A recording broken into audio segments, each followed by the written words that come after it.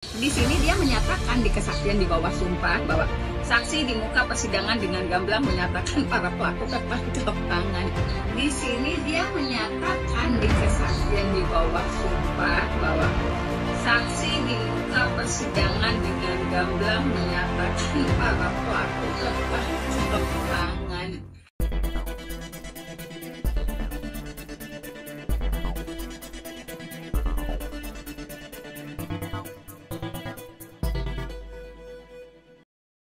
Oke, teman-teman kembali lagi di Kepolisian Official dan kembali tentunya hari ini masih seputaran Sudirman teman-teman.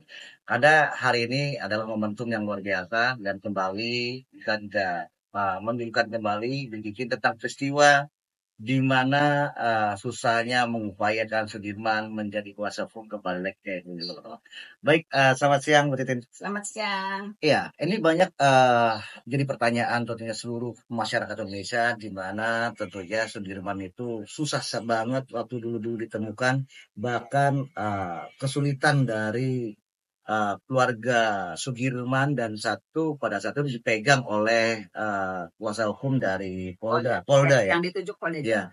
Dan kami mendapat kabar bahwa per hari ini kita dapat kabar bahwa kuasa hukumnya sekarang sudah berubah. Gimana ya ceritanya? Jadi kan ceritanya gini, memang kan sejak awal keluarga Sudirman itu saya yang mengantarkan ke Pradi. Karena waktu itu ada tekanan ke saya, jadi keluarga Sudirman itu harus mencabut kuasa hukum dari saya. Nah, karena ini kaitan dengan profesi, maka saya waktu itu menghadap Bapak Oto Hasibuan, sekaligus menyerahkan keluarga Sudirman untuk mendapat perlindungan. Sesulit apa Bu pada saat pengambilan kuasa hukum itu? Nah, ini yang akan kita pengen tahu di perjuangan Ibu. Nah, kemudian ternyata kan 22 Agustus itu sudah ada kuasa hukum yang ditunjuk oleh Polda Jabar untuk Sudirman. Nah, dari situ kan memang keluarga sangat sulit saling menemuin, kemudian juga 22 Agustus 22 Mei salah 22 Mei itu sudah ada pengacara yang ditunjuk oleh Polda Jabar atau 1 hari setelah Peggy ditangkap. Bu, kayak apa sih Bu? Kita juga pengen tahu nih rahasia-rahasia. Kok bisa dari begitu sulitnya tentunya keluarga Sudirman karena memang ada beberapa hal yang di enteran dari itu dari kuasa hukumnya dan saat ini dengan alhamdulillah berhasil bahwa Ibu bisa mengambil alih kunci kuasa hukumnya. Apa ini berhasil? Sebenarnya gini, pas saya dapat informasi tanggal 19 Agustus kalau Sudirman sudah dibaca, ini kesempatan saya untuk ketemu. Karena keluarga juga ya tetap pengennya saya ada di dalam proses Sudirman karena mereka berpikir saya yang paling tahu masalah Sudirman. Akhirnya tanggal 22 saya berangkat ke Bajai walaupun di situ ada pernyataan yang ditulis tangan oleh Sudirman kalau dia tidak mau ditemui oleh siapapun kecuali kedua orang tuanya dan dikelilingi oleh pengacara yang ditunjuk Polda Jabar. Kalau memang seperti itu ada keyakinan apa? Apa yakin bahwa itu tulisan tangan Sudirman dan memang itu pernyataan dari Sudirman? Saya nggak yakin. Makanya ketika pas masuk ke Banjai, sebetulnya ada salah satu karyawan yang melarang Ibu karena ada pernyataan yang bisa masuk hanya orang tuanya. Saya bilang yakin nggak itu tulisan Sudirman? Oh, berarti berdebat dulu tuh. Berdebat dulu. Oh. Yakin nggak? Kalau yakin saya nggak apa-apa. Tapi kalau nggak yakin, tolong kasih surat dari lapas kepada saya bilang. Karena saya juga bawa kakaknya. Akhirnya karena sama minta itu akhirnya bolehlah diizinkan. Nah, saya kan berpikirnya karena ada penolakan itu Sudirman ketika dikasih informasi kakaknya datang, itu kan pasti nolak. Yeah. Ternyata pas kita nunggu 20 menit, kemudian Sudirman masuk ke ruang tinggi, itu ibunya berdiri, kakaknya berdiri, ayahnya berdiri, mereka rangkul-rangkul dan Sudirman nangis di depan. Ternyata tidak ada problem. Nggak ada masalah. Gitu, nggak ada masalah. Saya juga kan masuk bersama tim Pradi yang lain gitu. Ada 2 orang. Ternyata nggak ada masalah. Terus kita biarkan dulu. Disitulah karena mohon maaf kalau orang tuanya kan komunikasinya sangat sulit dengan Sudirman. Yeah. Kakaknya ngomong, kenapa ada larangan? Kakaknya bertemu, apakah kamu memang tidak? Enggak, kangen saya. Itu jawaban Sudirman. Kangen, pengen ketemu. Loh kamu kok nulis nggak mau ketemu sama siapapun? Saya cuma disuruh tanda tangan. sama pengacara yang ditunjuk Polda. Berarti namanya copy paste tuh. Ya, apakah misalnya uraian itu Sudah ada lain gitu atau gimana? Akhirnya di tanggal 22 Agustus itu saya biarkan dulu mereka kangen-kangenan. Pada akhirnya kakaknya ngasih masukan. Terus Sudirman ingat nggak sama Bu Titin? Kan waktu petugasnya ngomong besok ada ibu, ada bapak, ada ini, saya kan nanya, Bu Titin ikut enggak? Sudirman ngomong gitu. Sudirman nih? Iya. Bu Titin ikut enggak? Iya. Akhirnya mereka komunikasi pada tanggal 22 Agustus 2024, hampir menjelang pulang setengah 12, Sudirman menyatakan mencabut kuasa yang ditunjuk oleh Polda dan ingin memilih dari kuasa hukumnya. Tanpa ada paksaan. Tanpa ada paksaan. Nah, itu diketahui oleh orang tuanya. Kemudian, karena gini, kakaknya ketika masuk itu sudah bawa kertas dan materai. Sudirman tulis sendiri, didampingi kakak. Ya, saya kan hanya nonton. Karena Sudirman sudah punya keyakinan ketemu saya lagi gitu. Jadi, akhirnya karena ada tulisan tangan Sudirman, hari itu juga dari Lapas Bancai saya berkomunikasi dengan Pak Jutek. Kemudian dari Pradi berarti. Dari Pradi, Pak Jutek posisinya ada di Jakarta. Kemudian saya ke Jakarta ketemu langsung dengan Pak Jutek dan Pak Oto serta tim yang lain. Di situ saya sampaikan sudah ada pencabutan dari kuasa hukum yang ditunjuk Polda. Kemudian juga orang tuanya, kakaknya meminta agar Sudirman kembali dipegang oleh saya dan Pradi. Di tanggal 22. Nah, karena itu tulisan tangan, akhirnya Pak Oto Hasibuan sendiri akhirnya mengajukan kepada tim untuk dibuat kuasa sesuai dengan permintaan orang tuanya. Selain itu dibuat pencabutan yang lebih rapih. Berarti kalau kita buat pencabutan lebih rapi, berarti mendatangi ulang dong? Iya. Mendatangi ulang. Berarti 2 kali? 2 kali.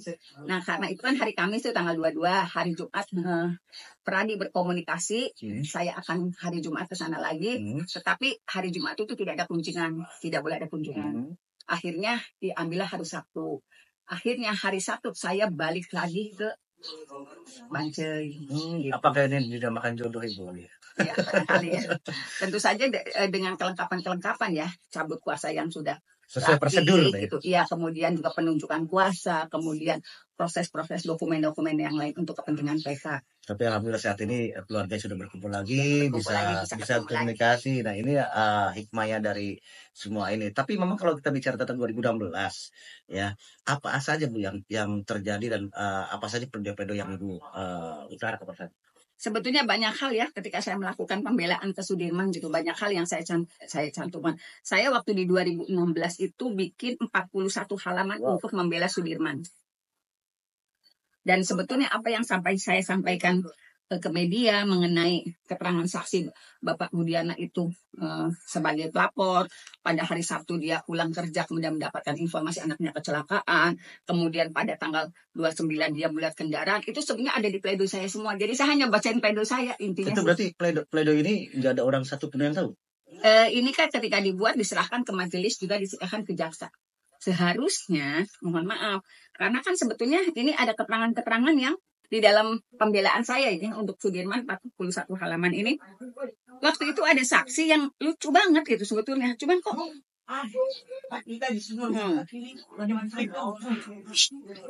ini adalah saksi Dodi Irwanto. Dodi Irwanto itu sebagai apa? Itu dari Polres ya? Ya, anak buahnya Pak R lah ya. Oke. Tertangkap tangan berarti pada saat itu kayak orang kecopetan lah, kejadian langsung ditangkap. Tapi kenyataan selama ini di 2024 itu tidak ada seperti itu. Tidak ada. Di 2016 itu kejadiannya tanggal 27 kecelakaan, kemudian kecurigaan pelapor pada tanggal 31 melakukan penangkapan. Tetapi di muka persidangan Dodi Irwanto bin Durrahman menyatakan peristiwa ini tertangkap tangan, luar biasa. Wow. Karena mungkin dari narkoba ya, jadi anggapnya tertangkap tangan tuh ya. Jadi kalau memang tertangkap tangan pada saat peristiwa itu terjadi, memang ada di situ. Ada di situ langsung ditangkap. Iya. Perbedaannya begitu Bu. Iya. Tapi kenyataannya kan bukan tertangkap tangan. Bukan. Selama berapa hari dia meyakini itu ada pembunuhan dan Yang lucunya berarti beberapa hari sudah terjadi adanya pencarian untuk tersangka baru ditangkap kan? Berarti beda hari penangkapannya kan? Tetapi di persidangan itu yang bikin kita ketawa. Jadi gimana sih? Kemudian juga ada saksi-saksi lain yang menyatakan, pokoknya ini semua saya sampaikan di pledoi ya. Saya sampaikan di pledoi. Termasuk kesaksian waktu Sudirman. Sudirman itu sudah menyatakan waktu itu, nih, bahwa indikasi dugaan adanya pelakuan yang tidak semestinya terhadap 8 pelaku yang mengaku dipukul, disetrum, ditendang, dan digetok pakai gembok serta disuruh minum air kencing. Ini sudah disampaikan di 2016. Di pledoi saya sudah disampaikan di 2016. Sayangnya majelis hakim mengabaikan itu. Padahal Sudirman juga sudah, apa sih luka-lukanya? Dia sebutin lukanya ini, lukanya itu. Dia sebutin semua. Peristiwa terjadi pada saat itu ya Bu? Ya. Yang mengenai Sudirman, yang dialami Sudirman. Alami Sudirman. Nah, ini kan yang ini sudah disampaikan, karena kan gini, kan yang Sudirman itu bersama sudah 4 yang lain. Kalau Sudirman kan terbata-bata ngomongnya karena sulit, tapi 4 yang lain itu sudah ngomong. Dipukul, disetrum, ditendang, digetok pakai gembok serta disuruh main air kencing. Ini di 2016 begitu semua bunyinya. Semuanya begini, sudah menyatakan begini. Ini pledoi ya. Pledoi yang saya bikin di 2017 yang disampaikan ke majelis hakim dan ke jaksa. Diterima, tapi diabaikan, tidak dijadikan bahan pertimbangan. Apa sih yang jadi bahan pertimbangan dari hakim dan jaksa? Ya BAP sesuai dengan pelapor. Buktinya kan mereka sudah mencabut kalau pernyataan itu karena mereka dianiaya, tapi kan tetap hakim dan jaksa juga tetap seolah-olah BAP yang pada awalnya dibuat oleh pelapor itu diyakini kebenarannya oleh mereka sehingga jatuhlah vonis umur hidup bagi 7 terpidana tanpa melihat fakta persidangan yang percaya. Jadi gitu. Ada hal apa lagi yang memang dalam pledoi itu yang memang menarik untuk kita perbincangan saat ini? Sebetulnya waktu itu Sudirman juga sudah menyatakan dia luka-lukanya di mana gitu. Ada bekas sundutan-sundutan rokok gitu. Sebetulnya sudah disampaikan. Nah, kalau bicara tentang sudut-sundutan rokok pada saat Ibu terakhir kali ingin melihat Sudirman, ada nggak bekas? Waktu sidang udah ada, karena masih ada bekasnya juga, tangan masih biru dan sebagainya itu masih kelihatan. Terus kita dapat informasi bahwa pada saat dalam persidangan juga ada pecah darah gitu. Jadi kan gini, ini kan saya tuh ngerinya begini ya. Pada saat semuanya ditangkap kan semua sekarang sudah dikatakan juga mereka melakukan dianiaya dengan cara yang luar biasa. Nah, tetapi mohon maaf ada adu domba lah dari penyidik. Jadi sebetulnya yang mengakui pertama kali itu Jaya. Kalau fakta persidangan. Tapi saat anak-anak itu masih di dalam sel menyatakan nih Sudirman udah ngaku. Kalian semua terlibat. Menurut penyidik. Akhirnya Sudirman lah yang mohon maaf dianiaya kembali oleh teman-teman lainnya karena mereka sudah mencoba bertahan dengan darah yang sudah bercucuran. Kok Sudirman ngaku gitu? Sebetulnya kalau di persidangan yang ngaku duluan adalah Jaya. Dia bertahan karena memang tidak melakukan. Nah, sejak itulah mohon maaf Sudirman terus aja sudah media penganiayaan juga paling parah karena kondisi tubuhnya paling tinggi. Juga ketika sampai ke persidangan karena kekhawatiran Sudirman tidak bisa mencabut, tidak bertahan dengan dia bukan pelakunya. Mereka juga terus-terusan gitu. Berarti karena emosionalnya teman-temannya bahwa mengakui bahwa ada tuntutan dari Sudirman sehingga ada emosional di situ. Dan sebetulnya kan kondisi secara psikologis semua juga dalam kondisi yang rusak. Iya kan? Mereka tidak melakukan perbuatan tetapi dipaksa. Kemudian ada adu domba seperti itu dan adu domba itu kan berlangsung sampai ke 2024 ketika Peggy tertangkap. Nah, ada lucunya lagi dalam persidangan itu ada salah satu saksi yang menunjuk bahwa Sudirman adalah pelakunya. Ini gimana ceritanya? Jadi kan gini, mungkin kan yang 5 ini karena gini sebetulnya kan semuanya tidak bersalah. Saya meyakini itu. Tetapi dalam kondisi psikologis yang sangat tertekan, mereka juga dapat penganiayaan yang luar biasa. Kan masing-masing juga ingin mempertahankan diri untuk menyatakan itu. Hadir saksi-saksi yang sebetulnya kita hadirkan juga dipatahkan. Tetapi ada saksi yang dihadirkan, namanya itu Rana. Itu dihadirkan dari kelima terdakwa itu. Karena dia mengenal 2 keluarga dari 5 terdakwa itu. Betul, urusannya untuk menyelamatkan yang 5 terdakwa itu. Karena kan beda pengacara gitu kan. Nah, ternyata si Rana itu menjelaskan melihat ada pemukulan, dia warawiri, walaupun secara hitungan waktu dan apa yang dia lihat nggak nyambung dengan peristiwa ini kalau berdasarkan tuntutan, kalau berdasarkan dakwaan. Nah, tiba-tiba Rana bilang, ditanyakan sama hakim, emang kamu ngelihat mukul? Ya. Terus kira-kira badannya seapa? Ditunjuklah Sudirman. Itu yang terjadi, Itu yang terjadi di ruang persidangan. Berarti dari Rana Sudirman sampai saat ini dituduh bahwa pelakunya. Iya. Jadi Rana menjelaskan itu tunjuk Sudirman. Jadi dalam pikiran Rana ketika dihadirkan di persidangan untuk membela yang 5 orang itu, pelakunya Sudirman sama satu. Konyol gitu. Kan tidak mungkin juga bisa dilepaskan dengan begitu saja. Untuk kesaksian seperti apa? Berarti melihat ada 2 orang yang berantem. Ya, ada 2 orang berantem, satunya kecil, satunya ini, ada perempuannya, terus saya iniin, lerai sudah. Nah, dia cerita gitu, tetapi berapa kemudian besoknya ada mayat ditemukan. Jadi dia di persidangan juga nggak nyambung ceritanya. Itulah sebabnya dia berusaha memberatkan Sudirman, tetapi ada konstruksi yang tidak nyambung. Berarti dari Ranala Sudirman terjerat sampai 2024 ini diyakini oleh kepolisian. Iya, diyakini oleh kepolisian dan diyakini oleh salah satu pengacara yang ditunjuk oleh Bapak Sudiana yang menyebut itu melihat ada perkelahian, nggak nyambung cerita Rana. Nah, kalau kita bicara tentang konstruksi hukum untuk Rana sendiri bahwa berbicara tentang kesaksian kalau memang menunjuk asal tunjuk itu ada nggak di konstruksi hukum untuk si Rana? Ya kalau di 2024 kan Rana ngomongnya beda lagi. Oh, beda lagi. Beda lagi. Ketika dia diwawancara media, saya melihat ada perkelahian, saya yakin saya mondar-mandir ke situ, tapi nggak ada yang tergeletak, kan bikin pusing. Waktu itu ada di podcast Pak Didi juga bikin pusing kan. Tapi saya yakin 8 ini bukan pelakunya. Nah, kenapa di 2016 bahwa dia menuntut salah satu pelakunya di situ? Iya, justru itu. Jadi saya bilang ini memang tidak layak untuk dijadikan saksi karena dia juga lupa kalau dulu di 2016 saya yang hadir di sidang di situ pernah melihat Rana menunjuk Sudirman. Dan itu ada dalam catatan. Dan ada di dalam catatan. Gitu. Tapi waktu itu mungkin majelis juga kan nggak mungkin Sudirman si pelakunya karena sebetulnya gini, majelis hakim di 2016 tahu loh Sudirman menderita, yang saya nggak heran tuh. Tahu banget karena gini, Sudirman kan kalau pernah pakai masker, waktu itu belum ada COVID ya. Iya. Pakai masker, ditanya, kamu kenapa pakai masker? Kan kemarin kamu sehat-sehat aja. Ternyata ada darah karena habis diinfeksi. Itu di sidang loh. Jadi diutarakan? Diutarakan. Bahwa apa pakai masker itu karena menutup luka-luka? Nggak ngomong. Kalau Sudirman tuh nggak bisa ngomong gitu. Coba buka maskernya, ternyata ada darah. Keluar darah? Iya. Ternyata ada di darah. Jadi hal-hal seperti itulah sebetulnya majelis tahu. Cuman saya juga nggak ngerti kenapa sih kalau misalnya manusiawi saya ngomong kok tega sampai divonis seumur hidup. Padahal saya yakin majelis meyakini ada yang salah dari persidangan ini. Sebetulnya mereka harusnya meyakini. Yang jadi pertanyaannya pada saat persidangan 2016 kira-kira ada CCTV nggak? Itu jadi pertanyaan kita nih. Akhirnya ketika memang kita berbicara tentang CCTV di dalam persidangan, arti konstruksi hukum yang sudah di dalam persidangan 2016, kita ketahuan semua dong. Iya, tetapi jangankan CCTV, kan sidangnya tertutup untuk sidang dewasa juga. Kamu kan CCTV tetap ada kan? Saya nggak ngerti ya dulu dari CCTV belum ya.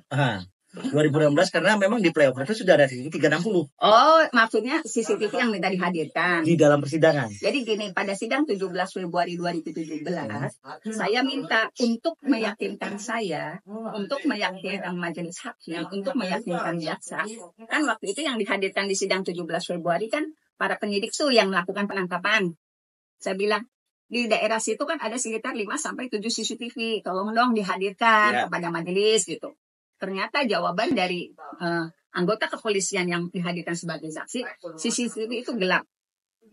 Dan CCTV itu tidak bisa dibuka karena tidak ada ahli yang bisa membuka CCTV di Polres Kota Cirebon. Ada nggak salah satu media meliput dari awal sampai terakhir? Nggak ada. Ada, tapi tetap yang di blow up-nya kekejamannya. Jadi porsi saya untuk ngomong ini rekayasa dan sebagainya ada masuk, tapi sedikit kecil. Tapi yang kekejaman kesadisannya besar. Oh, besar. Ditonjolkan, berarti didominan. Ya, jadi kayak hakim etik menyatakan geng motor kejam dan sadis itu betul-betul setengah halaman penuh. Sementara kalau saya ngomong ini rekayasa sedikit banget. Kalau dalam bentuk visual? Kalau visual ada video lokal, tetapi itu pun statement saya, misalnya saya yakin ini rekayasa, saya yakin ini Sakatata waktu itu tidak bersalah, tetapi ada pengakuan dia dipukulin. Artinya gini, Bu Titin, ketika ada di situ ada CCTV dalam pengadilan atau memang ada di situ media visual yang merekam semuanya, kejadian dari awal sampai terakhir persidangan itu bisa jadiin suatu penelusuran kita. Iya. Karena dari situlah kita tahu apa sebenarnya yang terjadi dalam persidangan. Coba itu yang kopernya. Itu yang akan kita cari tuh. Karena kalau kita bicara tentang CCTV di flyover mungkin terlalu jauh. Terlalu jauh deh. Ada nggak dokumen-dokumen di mana sih kondisi sidang? Itu kondisi sidang. Kalau kita bicara tentang kondisi sidang itu jelas. Coba. Wow, ternyata kopernya gede banget. Ya, kopernya gede banget. Jadi ini koper baju sama koper berkas. Bagus koper berkas. Ini ada kuncinya. Ini eksklusif teman-teman ya. Ini luar biasa. Jadi gitu, ketika memang kita bicara tentang CCTV, saya akan coba untuk mengulik di dalam persidangan, ya. Kalau memang di situ ada media visual atau CCTV di dalam persidangan, itu bisa teruji semua dan itu bisa akan terbongkar menjadikan satu petunjuk kita untuk menelusuri ini. Karena semuanya terekam gambar di situ, teman-teman. Nah, ini berita-berita segini gedenya, tuh liatin. Itu pada 2016. Tahun 2016. Saya masih pegang semua, cuman belum saya ini. Oh iya. Geng motor sadis ya. Apa ini bahasanya? Iya, geng motor sadis. Jadi semua itu tuh. Oh, di Radar Cirebon berarti. Ya. Jadi ini semua yang di blow up itu kekejian geng motornya. Yang diangkatnya. Padahal ke-8 terdakwa waktu itu sama sekali bukan anggota geng motor. Justru yang anggota geng motor itu anaknya korban, anaknya pelapor yang mempergunakan kaos ekstasi. Berarti bukan terdakwanya ya. Terdakwanya. Aduh, berat nih. Iya, jadi teman-teman, dulu 2016. Saya udah menyuarakan itu. Nanti mungkin kita foto bisa diambil ya, kita tampilkan. Ditampilkan dalam podcast kita. Ini satu bukti-bukti yang memang mudah-mudahan ini bisa membantu untuk petunjuk pada saat 2016. Nah ini nih, saya udah meyakini ini di 2017 ini rekayasa. Saya udah ngomong kan. Ya di sini juga ada tapi saya kuasa hukum kasus ini direkayasa. Ini saya ngomong, tapi segitu bandingkan dengan yang ini. Bandingkan dengan yang jauh. Yang diangkat adalah kekejaman dari geng motor. Ya. Yang ini adalah kasus yang rekayasa. Jauh. Dan itu saya yang ngomong. Dan itu. Ini ungkapan dari Bu Titin sendiri sebagai kuasa hukum. Banyak ternyata dokumen-dokumen yang 2016 itu ternyata masih tersimpan rapi, teman-teman. Ya, jadi luar biasa. Nah, 25 kali sidang belum tuntutan. Berarti 25 kali sidang itu belum tuntutan. Karena saking bersikeras kita gitu. Ini rekayasa. Adanya perdebatan keras. Ada perdebatan keras. Tetapi ya itu saya juga nggak ngerti. Masya Allah, majelis hakimnya mengerikan banget. Ya, itulah rangkaian hukum 2016 Sunda dan almarhum Eki, teman-teman. Nah, soal DPO udah diomongin. Soal DPO juga. Ini Kapolres Cirebon itu yang ngomong. Fajar dari Fajar Cirebon ya. Saat itu polisi kejar 3 pelaku utama. Ini 2016. Jadi udah punya keyakinan ya ada DPO. Tiba-tiba dianulir ya. Ketika ini 2016 sudah sudah diutarakan oleh kepolisian di media, ya. Berarti Polres Cirebon Kota ya. Sudah meyakini ada 3 DPO. Sudah meyakini ada 3 DPO dan di Polda Jabar saat itu 2 DPO dibilang fiktif. Wow. Ya inilah teman-teman, silahkan komen sebanyak-banyaknya. Dokumennya memang masih ada dan data-datanya luar biasa sekali. Katanya tasnya aja daripada baju bagus tas dokumen. Nah ini vonis tinggi, jasa pengennya tetap hukuman mati. Sakatata pengennya tetap dihukum seumur hidup. Jadi luar biasa. Oh, pada saat itu Sakatata pengen dihukum seumur hidup itu? 10 tahun. 10 tahun. 8 tahun. Tetap jaksanya banding harus 10 tahun. Oh, jaksanya banding? Banding terus jaksanya. Sampai ingin setinggi-tingginya. Berarti pada saat itu jaksa ingin sekali Saka Tatal itu dihukum 10 mati. tahun, 10 tahun. Tapi banding kan? Iya banding, dia nggak banding, dia banding kasasi terus. Kasasi terus untuk supaya 10 tahun. 10 tahun. Iya. Tapi ketok 8 tahun. 8 tahun. Nah, yang dewasa juga begitu, dia terus banding supaya hukuman mati. Dari jaksa? Iya, dari jaksa. Luar biasa. Kalau boleh pada saat itu jaksanya siapa? Pak Asep ya kalau nggak salah. Pak Asep. Ada nggak? Biar akurat kita juga buat teman-teman juga biar tahu bahwa jaksa pada 2016 terus hakimnya siapa, mitranya siapa, biar kita juga tahu dan kita juga akan coba untuk melihat perkembangan 2004 ada di manakah. Asep Sunarsa. Oh, ternyata jaksanya namanya Asep Sunarsa. Ya, yang Saka Tatal ya. Yang Saka Tatal ya. Terus hakimnya masih ingat? Ketuanya Bu Et. Ketuanya Bu Et, berarti cewek ya? Cewek. Oh, berarti ketuanya Bu Ya Etik. itu Bu Etik tuh galak banget waktu Saka Tatal tuh. Pokoknya dia betul-betul tidak seperti hakim anak-anak. Makanya saya lapor ke Komisi Yudisial waktu itu. Saya sempat lapor ke Komisi Yudisial. Apa tanggapannya? Ya memang dari Komisi Yudisial datang, tapi saya juga nggak ngerti follow up-nya seperti apa. Belum ada informasi nggak ada. juga. Pokoknya udah datang, udah nggak ada hanya datang, tidak ada informasi. Yes. Wawancara nggak ada informasi apapun. Luar biasa. Apalagi di hadapan Sudirman itu, apa pembelaan Ibu pada saat 2016? Sekencang apa sih betulnya itu?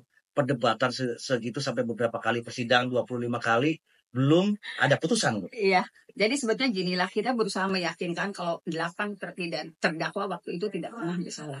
Mereka pada tempat posisi yang sebetulnya di malam kejadian tanggal 27 ketika kedua orang itu ditemukan di flyover Tarung, mereka punya aktivitas masing-masing yang jauh dari situ. Disebut dekat karena memang daerah situ kan rumahnya kayak Sudirman sebetulnya ada di rumahnya. Kemudian yang lain tidur di rumah kontrakannya Pak Pasren. Ini ada yang menarik Bu, ketika pada saat itu adalah Kalandak dari Polsek Talun. Pada saat itu kan ada dari keluarga Yalvina dan juga keluarganya Eki yang hadir di rumah sakit menandatangani sesuatu. Apa yang ditandatangani oleh Pak Rudias? Kalau saya kan tidak hadir di saat itu ya. Tapi kalau informasi dari saksi yang dihadirkan yang sekarang akan dihadirkan sebagai saksi itu menyatakan pernyataan terjadi kecelakaan. Dan ditandatangani. Dan diyakini berarti saat itu. Saat itu. Kalau informasi dari salah satu saksi yang saat itu berada di kamar mayat. Oh, ternyata saksinya ada juga. Ada yang menyatakan itu. Berarti sudah dipersiapkan dong untuk novum ini. Iya. Saksi akan dihadirkan sesuai dengan ini Pradi sudah dipersiapkan dan akan didampingi oleh 14 pengacara. Wow.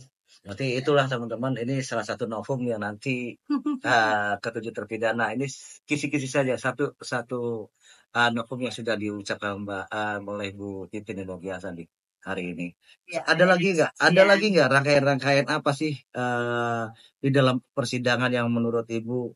Makanya tadi juga saya sempat kejar, apakah di dalam pengadilan itu ada CCTV? Apakah ada media lokal yang memang saat itu meliput dalam bentuk visual dari awal sampai akhir?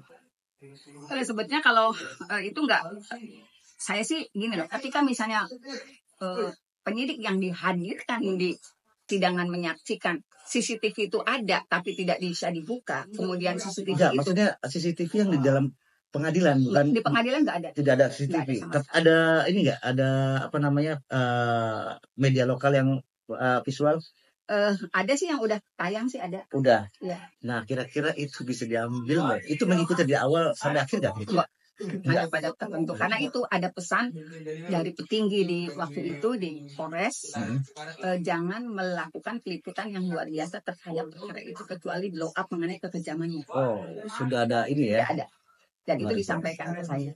Ya, andai kata memang di saat itu ada CCTV di dalam pengadilan, itu luar biasa. Dibanding kita mengejar peristiwanya, di situ udah jelas ya. Bener kan Bu ya? Itu yang bisa membantu gitu. Jadi petunjuk kita. Sebetulnya nih, kayak keterangan dokter ini saya kembali ke pledoi saya ya pembelaan. Ini Andri Nur Rohman itu dokter forensik. Dokter forensik pada 2012 itu di rumah sakit Gunung Jati. Karena kan kita tanya nih bahwa saksi menyampaikan pada mayat Muhadri Firudiani di tengkorak bagian atas dan bawah ada patah mungkin akibat trauma dari benturan di kepala. Dia sudah menyatakan benturan di kepala berarti terbentur ya. kita kalau sebagai orang awam berarti terbentur. Iya. Bukan ada yang datang benda padat dipukul, berarti dibenturkan gitu loh. Iya. Kemudian kan memang saksi menyatakan bahwa kematian ahli dari hasil otopsi bahwa kematian dialami oleh para korban ini kematian tidak wajar. Kematian tidak wajar berarti kematian bukan karena sakit dan kecelakaan, termasuk kematian yang tidak wajar. Dia juga sudah menyatakan itu di 2016. Kecelakaan itu termasuk kematian yang tidak wajar. Dinyatakan bahwa di situ kematian adalah dari kecelakaan yang tidak wajar. Tidak wajar. Jadi kematian yang tidak wajar itu salah satunya adalah kecelakaan. Jadi sudah disampaikan sebetulnya sih. Sudah disampaikan oleh dokter ahli forensik. Cuman ya itu saya juga nggak ngerti kenapa majelis hakim tetap bersikukuh ini ada pembunuhan yang bagus. Ini yang kita belum tahu, teman-teman yang lain mungkin diskusi selama ini nggak tahu bahwa bunyinya seperti itu. Ya. Kemungkinan hanya sepintas-sepintas saja. Ya kan ini juga saya bacain semua nih. Ini 41 bosan orang nggak dengarnya. Sebetulnya kan ini banyaklah misalnya saya berargumen masalah begini yang disampaikan jaksa seperti saya berargumen kan banyak sekali gitu. Sebenarnya banyak tapi kan nggak mungkin juga saya bacain. Jadi berarti diambil kesimpulan yang terpenting saja. Yang terpenting. Kemudian juga saya juga pernah menyentuh majelis hakim. Kenapa sih sampai agar dia mengambil keputusan yang yang adil gitu. Pernah saya sampaikan. Nih, saya pernah ini kan. Ini kepada majelis hakim, saya meminta ini. Saya ngambil surat dari An-Nisa ayat 135. Saya sampaikan gini, wahai orang-orang yang beriman, jadilah kamu orang yang benar-benar penegak keadilan, menjadi saksi karena Allah, biarpun terhadap dirimu sendiri dan atau ibu bapakmu dan kaum kerabatmu. Jika ia kaya ataupun miskin, maka Allah lebih tahu kemaslahatannya. Maka janganlah kamu mengikuti hawa nafsu karena ingin menyimpang dari kebenaran. Dan jika kamu memutar balikan kata-kata atau enggan menjadikan saksi, maka sesungguhnya Allah adalah maha mengetahui segala apa yang kamu kerja. Ini saya pernah menyentuh hakim pakai kalimat ini loh. Berharap supaya tersentuh hatinya hakim dan tidak melakukan kesalahan dalam mengambilkan keputusan. Tetapi alhamdulillah keputusannya malah Masya Allah seumur hidup. Divonis 8 tahun saja. Udah. 8 tahun saja tetap banding dari jaksa supaya mendapatkan 10 tahun. Divonis seumur hidup tetap banding agar sampai pada hukuman mati. Luar biasa. Tapi memang di 2024 ini membuka semuanya ya Bu Titin ya. Menjadikan suatu pelajaran lebih hati-hati lagi lah ketika kita melangkah dalam sesuatu apapun gitu.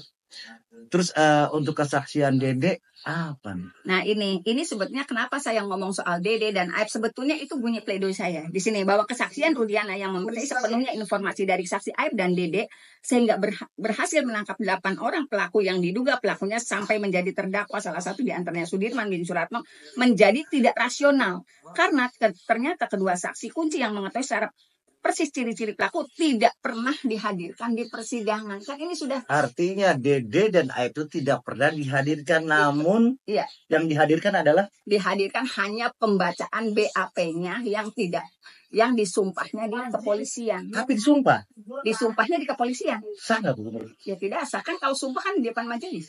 Harus ya? Ya. Nah, itu sudah saya sampaikan. Tapi seseorang kepolisian yang paham tentang hukum, konstruksi hukum, artinya dalam pengadilan, kok kenapa diambil sumpahnya ada di? Ya berarti polisi, dari awal sudah diagendakan mereka tidak akan pernah dihadirkan di persidangan. Berarti kan ketika dia mengambil sumpahnya di kepolisian, artinya kepolisian berniat sama dengan pengadilan dong, menyamakan kan gitu. Ya. Ternyata memang tidak, aturan mainnya bukan begitu kan? Begitu, harusnya sumpah itu di muka persidangan. Itu yang benar. Berarti dengan adanya sumpah untuk Dede dan Aib di kepolisian itu sudah dikondisikan supaya mereka tidak hadir di persidangan. Itu dalam bentuk video, visual, atau BAP hanya tulisan saja? Ya. Bahwa ini sudah disumpah? Ya, ditandatangan. Gitu. Jadi memang sudah diagendakan, mereka memang tidak akan pernah dihadirkan di persidangan. Dan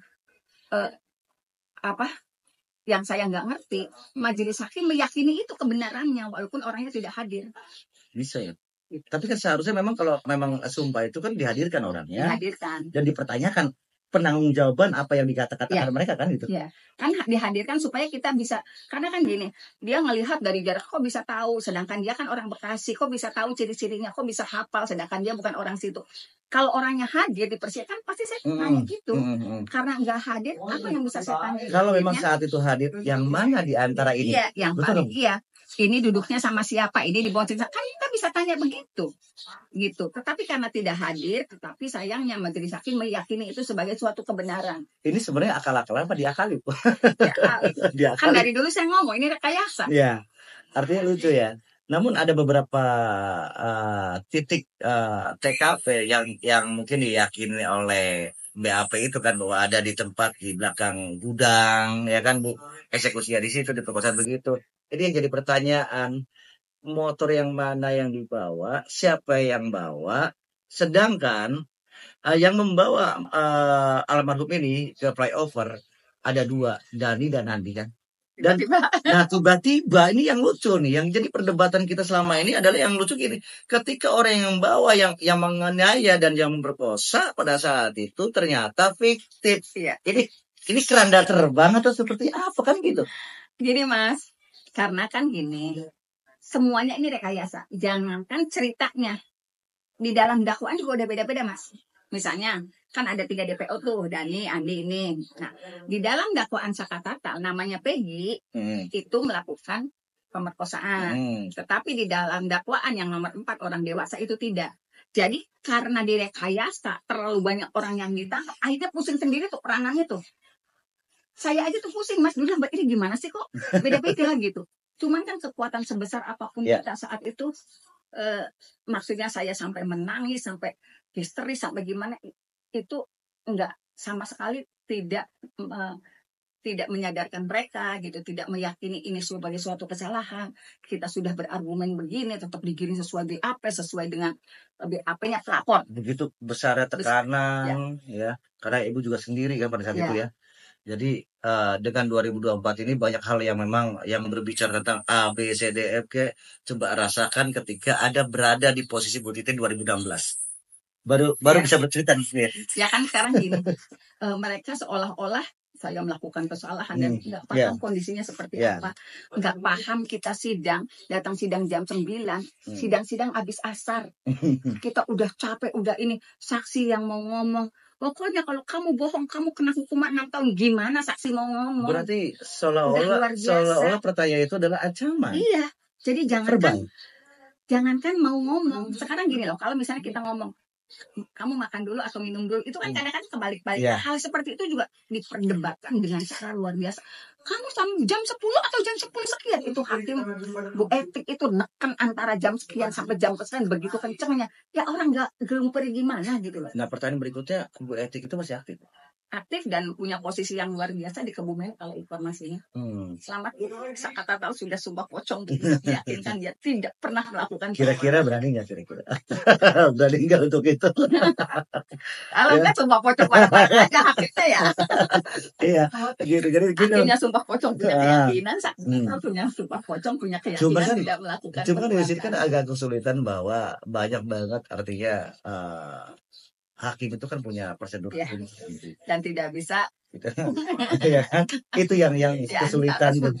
Jadi apapun kesalahan, apapun yang diketok palu salah atau benar atau sadar atau tidaknya, jadi katanya nggak bisa nanti vonisnya dari Gusti Allah aja lah. Baik teman-teman, begitu luar biasa tentunya bongkar-bongkaran habis ya. Belum habis, tapi nanti di episode berikutnya kita akan coba ungkap lagi apa saja di dalam pledoi dari Bu Titin ini yang kita menarik. Ini sebagian kecil yang kita berikan, kita suguhkan buat pecinta Kokoc Cirebon Official, dan nanti kita lanjutkan lagi ya di season berikutnya dengan bongkar-bongkaran pledoi apa saja di dalam buku di tas besar itu. Katanya kertasnya lebih bagus daripada tas bajunya. Oke, teman-teman, terima kasih Kokoc Cirebon Official. Pamit undur diri di hadapan Anda, dan jangan lupa tentunya subscribe ya channel Ibu Titin dengan nama apa Bu? Prialianti Deril. Ya, dengar ya teman, nanti ada di bawah ini ya, kita pasang di sini. Nanti teman-teman subscribe serbu Bu Titin ya. Subscribe, banyak komen yang baik-baik, karena salah satu pejuang wanita adalah di 2016 ada Bu Titin. Kokot Serbu Official tentunya paling undur diri di hadapan Anda dengan akhir kata. Assalamualaikum warahmatullahi wabarakatuh.